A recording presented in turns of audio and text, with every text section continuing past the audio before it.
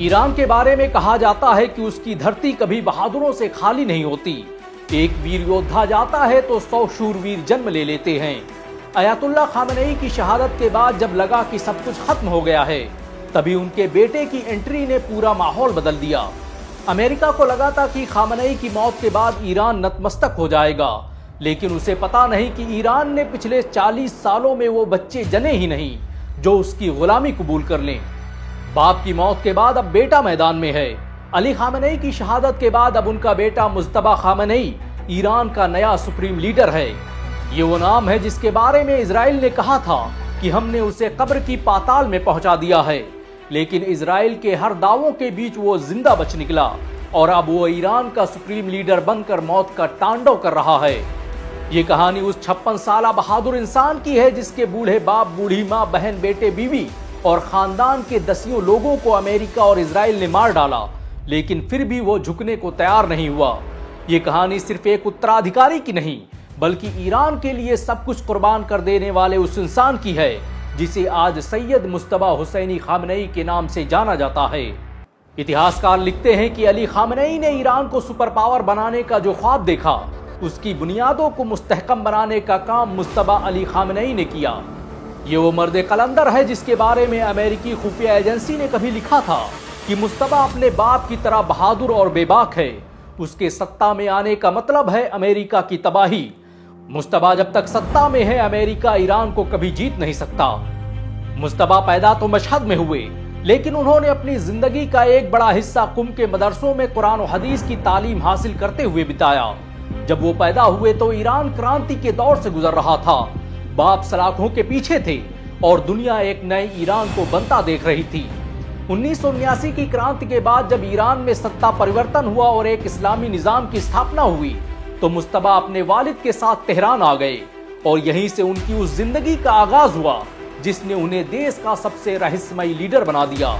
ये इत्तेफाक ही है कि 1979 में ईरानी क्रांति के बाद जब खुमैनी ईरान आए तो उनके साथ अली खामेनेई और उनका बेटा मुज्तबा भी था। किसे पता था कि एक फ्रेम में दिख रहे ये तीनों चेहरे यके बाद दीगर ईरान के सुप्रीम लीडर बनेंगे।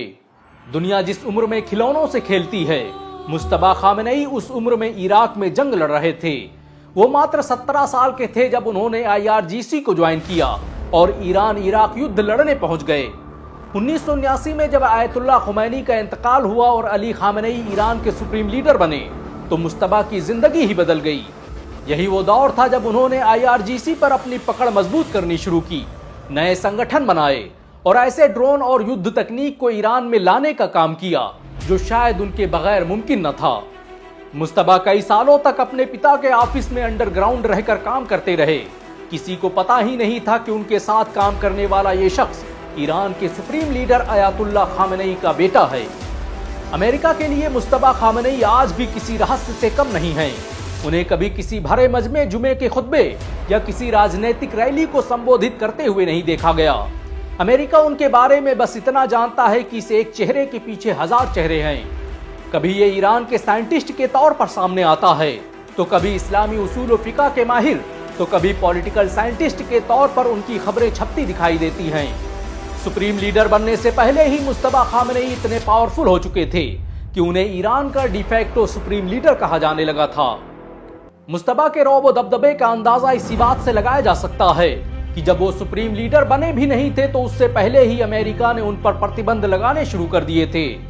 2010 में अमेरिकी आर्मी ने अपनी रिपोर्ट OEA-5 में लिखा था कि मुज्तबा कुद्स फोर्स के कमांडर के साथ मिलकर काम करते हैं, जो तालिबान, हिजबुल्लाह, इराक और दूसरे फौजी ग्रुप्स के साथ खुफिया ऑपरेशनों के लिए जिम्मेदार है। CIA की माने तो मुज्तबा सालों से पर्दे के पीछे से अमेरिका के खिलाफ खुफिया जानकारी जुटाते रहे हैं ताकि आने वाले वक्त में उसका इस्तेमाल किया जा सके। मुज्तबा सीधे तौर पर कभी ईरानी सरकार का हिस्सा नहीं रहे, लेकिन उनका प्रभाव आज पूरे ईरान पर देखा जा सकता है। अली खामेनेई के सत्ता में आने के बाद ये मुज्तबा ही थे जिन्होंने सेना, सुरक्षा एजेंसियों और धार्मिक लीडरों के बीच समन्वय बनाने का काम किया। ईरान के परमाणु प्रोजेक्ट और आर्थिक नीतियों को बनाने में इनका बड़ा योगदान रहा। ईरान की सबसे ताकतवर फौज IRGC आज उनके एक हुक्म पर अपना सर कटाने को तैयार है। अमेरिकी हमलों में जिंदा बचे मुज्तबा अकेले लीडर हैं जिन्होंने ईरानी क्रांति को करीब से देखा है। जो ये जानते हैं कि आखिर अमेरिका चाहता क्या है। अयातुल्ला खामेनेई की शहादत के बाद ईरान को एक ऐसे लीडर की जरूरत थी जो अमेरिका से इंतकाम ले सके, जो शहीद हुए उन लाखों लोगों को इंसाफ दिला सके जिन्हें सिर्फ इस जुर्म में कत्ल कर दिया गया कि वो मुसलमान थे, और मुस्तफा से बेहतर शायद कोई और ऑप्शन मौजूद नहीं था। हालांकि देखने वाली बात यह है कि वो ईरान जहां 1979 में सत्ता परिवर्तन, वंशवाद और राजशाही का अंत करके एक इस्लामी निजाम की स्थापना के लिए हुआ था और जो सालों से आमरीयत का विरोध कर रहा था, वहां पर खामेनेई की मौत के बाद उनके बेटे को उत्तराधिकारी बनाना कितने सवाल पैदा करता है। खामेनेई जब तक जिंदा रहे वो अपने बेटे के सुप्रीम लीडर बनाने के विरोध में रहे। उन्होंने कभी अपने बेटे का नाम ईरान के भावी सुप्रीम लीडर के तौर पर नहीं दिया, लेकिन आज परिस्थितियां ऐसी हैं कि उनका बेटा ही ईरान का सुप्रीम लीडर है। हालांकि कौन चुना गया ये अहम नहीं है, सबसे अहम बात यह है कि ऐसे हालात में कौन अपनी कुर्बानी देने को तैयार है। सभी को पता है कि ईरान के सुप्रीम लीडर का पद मौत के हार को गले में डालने जैसा है। मुस्तफा के सामने इतिहास लिखने का मौका है। वो अपने बाप की तरह महान तो नहीं, लेकिन अगर आज वो जालिम ताकतों के सामने डटकर खड़े हो गए तो इतिहास उन्हें खुमैनी और खामेनेई की फहरिस्त में ले जाकर खड़ा कर देगा।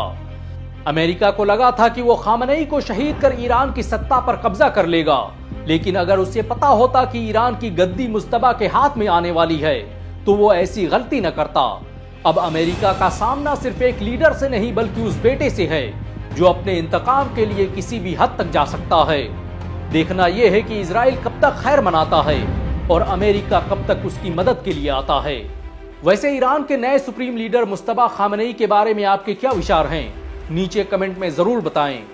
अगर आप मुस्तफा खामेनेई को पसंद करते हैं तो इस वीडियो को लाइक और शेयर जरूर करें। ऐसी और वीडियो को देखने के लिए हमारे चैनल को सब्सक्राइब करें, बेल आइकन जरूर दबाएं। ईरान से जुड़ी खबरों और इस्लामी जानकारी के लिए हमारे ऐप इंडियन मुस्लिम्स को डाउनलोड करना ना भूलें।